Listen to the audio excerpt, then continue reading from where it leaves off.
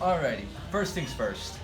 As soon as you're taking off your gloves to get something sterile, you must sanitize your hands.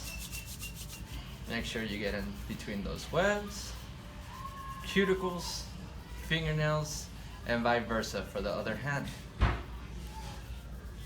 Make sure you get your thumb.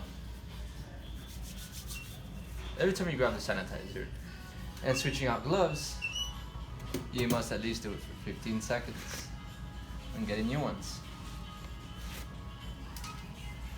Once you get a glove and it rips, you can't just go grab a new glove. You must repeat the process all over again.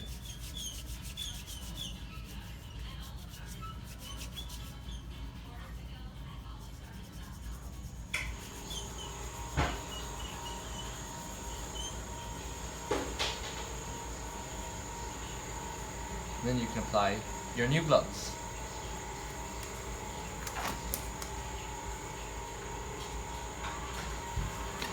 And now you can start again. Now this is Rodeo Dental.